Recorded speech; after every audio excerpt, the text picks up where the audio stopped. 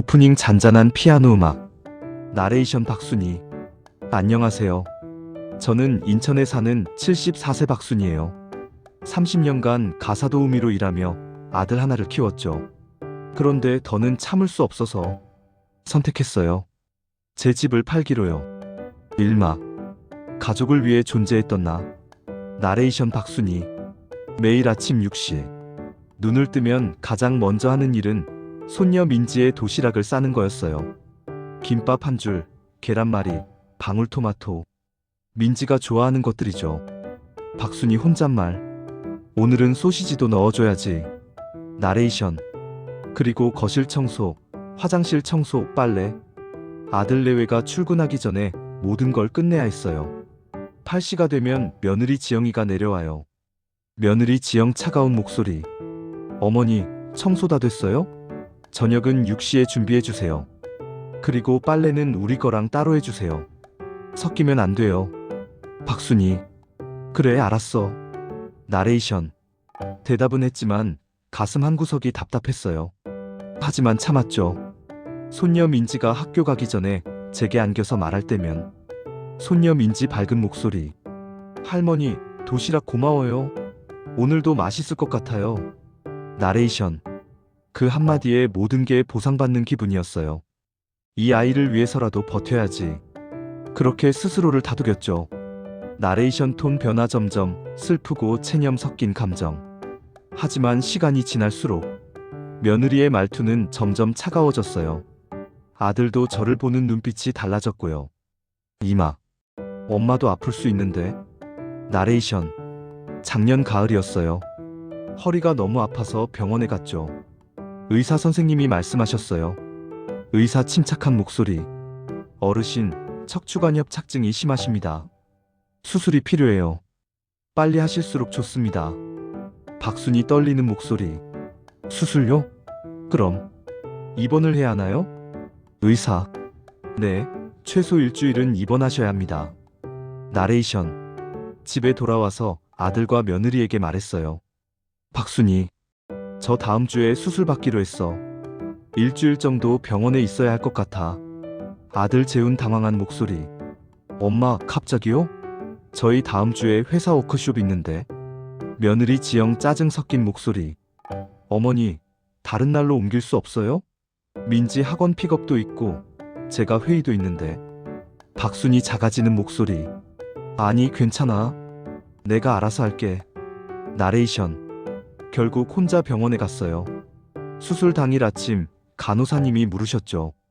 간호사 친절한 목소리. 할머니, 보호자는 안 오셨어요? 박순희 억지로 밝게. 바빠서요. 모두 바빠요. 전 혼자서도 괜찮아요. 나레이션 음악 조용한 현악기, 공허한 병실 소리. 수술실로 들어가는 침대 위에서 천장만 바라봤어요. 차갑고 하얀 천장. 마취해서 깨어났을 때도 옆에는 아무도 없었어요. 나레이션 목소리 떨림. 텅 빈 병실. 커튼 너머로 들리는 다른 환자분들의 가족 목소리. 누군가는 웃고 누군가는 걱정하는 소리들. 나레이션. 그때 눈물이 뚝뚝 떨어졌어요. 참을 수가 없었어요. 나는 정말 혼자구나. 산막. 짐이 되어버린 존재. 나레이션. 퇴원하고 집으로 돌아왔어요. 여전히 허리는 아팠지만 쉴 수가 없었죠. 밀린 집안일이 산더미였으니까요. 나레이션. 어느 날 밤 화장실에 가려고 복도를 지나가는데 거실에서 아들과 며느리가 이야기하는 소리가 들렸어요. 며느리 지영 낮은 목소리. 여보, 솔직히 말해도 돼? 어머니 없으면 우리가 더 자유롭지 않을까? 아들 재훈 망설이는 목소리. 무슨 말이야? 며느리 지영. 아니, 요양원도 요즘 좋잖아. 거기 보내는 게 어머니한테도 더 나을 수 있어. 전문적으로 케어받고 우리도 좀 숨통 트이고. 아들 재훈 한숨. 그것도 맞는 말이긴 한데. 나레이션 음악 끊김. 짧은 침묵 후 낮은 첼로음. 그 순간 다리에 힘이 풀렸어요. 화장실도 못 가고 그 자리에 주저앉았죠. 나레이션 울먹이는 목소리. 20년을 바쳤는데. 손녀를 키우고 밥 해주고 청소하고 내가 번 퇴직금으로 집 보탤 때는 고마워하더니 나레이션. 나는 그들에게 짐이었어요. 자유를 방해하는 존재. 치워야 할 짐. 사막. 내 집, 내 결정. 나레이션 음악 희미한 빛처럼 점점 밝아지는 피아노. 그날 밤 잠을 이룰 수가 없었어요. 새벽 내내 생각했죠. 나는 왜 사는 거지? 누구를 위해 사는 거지? 나레이션. 다음 날 아들 가족이 주말에 제주도로 여행을 간다고 했어요. 며느리 지영. 어머니, 저희 이틀 동안 여행 가요. 집 잘 봐주세요. 박순이. 그래, 조심히 다녀와. 나레이션. 그들이 떠나자마자 저는 전화를 걸었어요. 박순이 결연한 목소리. 여보세요, 부동산이요? 집 좀 내놓고 싶은데요. 나레이션. 부동산 중개인이 집을 보러 왔어요. 부동산 중개인 밝은 목소리. 집이 정말 좋네요. 이 평수의 위치면 금방 나갈 겁니다. 그런데 가족분들은 아시나요? 박순이 단호하게. 제 집이에요. 제가 번 돈으로 산 집이고 제가 알아서 해요. 부동산 중개인. 아, 네. 그럼 계약서 준비하겠습니다. 나레이션. 3일 만에 계약이 성사됐어요.